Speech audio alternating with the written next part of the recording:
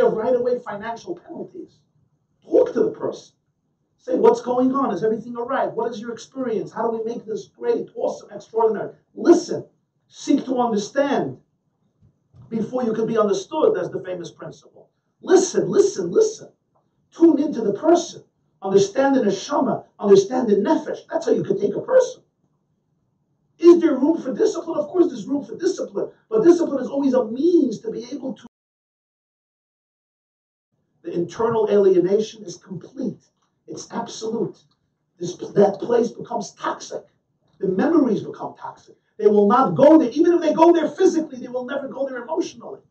Because they felt they were dehumanized. Their humanness was never engaged. Nobody respected them as people. They're little. We know how to force them. That's what power is. And the question a parent always has to ask is, do you have power over your children? Or do you have influence over your children? Influence is a whole different world. Influence is what stays with children years, decades, even after parents pass away. Influence is through addressing their internal makeup, respecting their mind. I don't see you as a soul. I'm not taking you. I'm taking your externalities. I'm never taking your internal self. Now we'll understand what the Mishnah is saying. Rabbi Yossi ben Kisma told this person, let me show you what happens at a funeral. He wasn't talking about the person who died. We all know nobody is taking their assets in the grave. You can't. Malavinoi are the people who escort them. Go to any funeral in the world in history, listen to eulogies. You'll never hear anybody talk about the power of the person. Even if that really is what their life was about, they're going to kratzois. They're going to find some little story of influence. I never heard.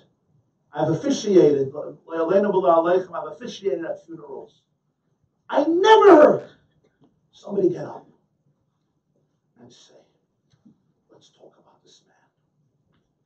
60 years he spent 18 hours in the office. 60 years.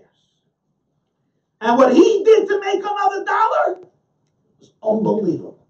He knew how to squeeze out the last juice of every client, of every seller, until he got it. And you got to respect this. The diligence, the perseverance, the toughness, the stubbornness. I never heard that. Whenever you walked over to me, you always say, I don't have time to have a meeting, I have to sell another building. Oh, Kratz is a story that once, 25 years ago, he helped this and this person. Why don't you say the truth? This is what this guy lived for. What's wrong? He wasn't a Ganav. He wasn't a Gazlan. He wasn't a Ritzayach. He just didn't have time for his family, didn't have time for his children, didn't have time for didn't have time for himself. He had one agenda and one agenda only, and we all know such people. Talk about it. What's so He bragged about his house, he bragged about his car, he bragged about his home, he bragged about his private yacht, his private jet. He loved it, he cherished it, the way he dressed. Talk about it. Suddenly, no, everybody forgot. At the birthday party of his Einakel, 7 years ago, he surprised him. Oh, give me a break. Tell me 18 hours a day what he did for 60 years, 18 hours a day. Everybody forgot. Rabbi Yossi wasn't talking about the person. He was talking about the people who escort the person. Suddenly they're telling different stories. Because at that moment they realized that power is nothing. It was something, but there's nothing left. There's nothing left. So all they have to talk about is, what's the influence this person had? And they'll find something. They'll find something. A mitzvah he did, tzedakah he gave, Torah he learned, Ma'asim Tovim. They'll find something. Baruch Hashem is a good guy. But a 4-hour funeral, 20 speakers,